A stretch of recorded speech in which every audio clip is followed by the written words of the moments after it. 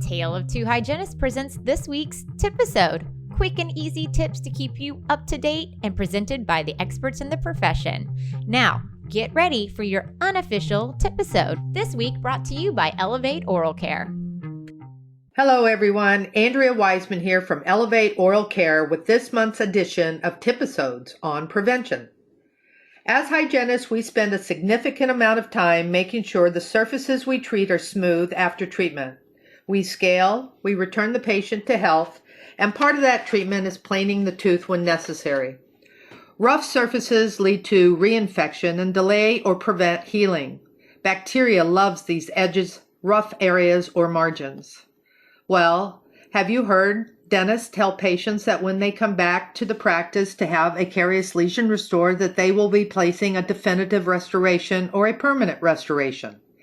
These permanent restorations have rough spots as well, as call them margins or edges of the restoration where the prosthetic material ends and the natural tooth begins. We've accepted the term permanent restoration to this point in dentistry, but we know there's a lot more to the story. Restorations have an expected lifespan, which means at some point they are known to fail for a variety of reasons, most of which are due to their margins. A restoration, regardless of size, is susceptible to secondary decay. They are also susceptible to marginal leaks, shrinking of the restoration material, and numerous other factors that can cause failure. This is true for small preventative restorations, such as those in the buccal pits or high-risk areas, and is true for restorations of any size. Essentially, anything on the teeth with a margin or a difficult-to-clean edge creates a high-risk site that wasn't present in the natural tooth structure. Now, dentists are good at what they do. Artistry mixed with science is used to create great aesthetics restorations, as well as smooth margins.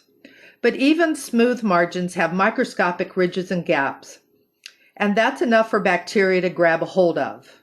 But with modern chemistry, we are finding ways to prevent bacterial adhesion at these sites and helping make them permanent restorations a bit more realistic. There are two groups of products that have some form of margin protection. The first group are glass ionomers. These materials have been around for many years, but now they're becoming more aesthetic, more resistant to erosion and wear, and more appealing to dentistry. These materials release fluoride and other particles and chemically interact with the tooth. This ion and mineral transfer is what allows GI material to be preventive in nature and offers some benefits to surrounding tooth, especially the margins. The second group is a new category of antimicrobial resins restorative material. There are two chemistries available on the market today, perhaps more, that function by adding antimicrobial components to a standard resin material. One product uses quaternary ammonia compounds. The other adds selenium to the material. Although they function with different chemistries, the idea is the same.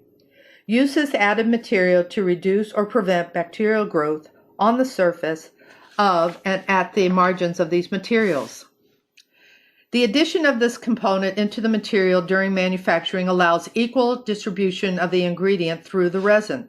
This way, if the material chips, fractures, or has some other failure, even the newly exposed edge or margin will be protected. Also, including in the ingredient in this way ensures that it does not leach out or get weaker over time. A company called Nobio has launched the Infex line of composites and bonding system that contains quaternary ammonia compound. Elevate Oral Care has partnered with Selene Bio to launch dental shield products. They include a Pitt and Fisher sealant, primer, and even a smooth surface sealant, a sealant for non-chewing surfaces, containing SELDOX, a patented selenium-based additive.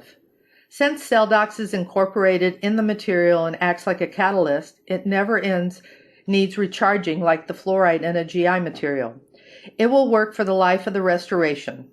Both materials have supporting research, including clinical trial, showing impressive results. Prevention is the best defense against oral diseases, but if it's too late for prevention, at least now we can include prevention in the restorations and help prevent secondary decay, hopefully making restorations more permanent.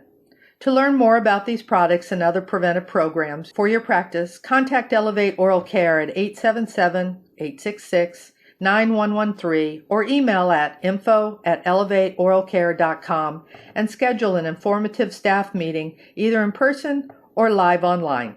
Thanks for listening to another TIPisode. And thank you to Elevate Oral Care for sponsoring this week's episode. You can find out more about their great products at elevateoralcare.com. And don't forget to hit the subscribe button in your podcast app. Follow us on Facebook or Instagram, and head over to our website, ataleoftwohygienists.com, to sign up for our newsletter. We always appreciate ratings and reviews. And thanks for listening to your unofficial dental hygiene podcast.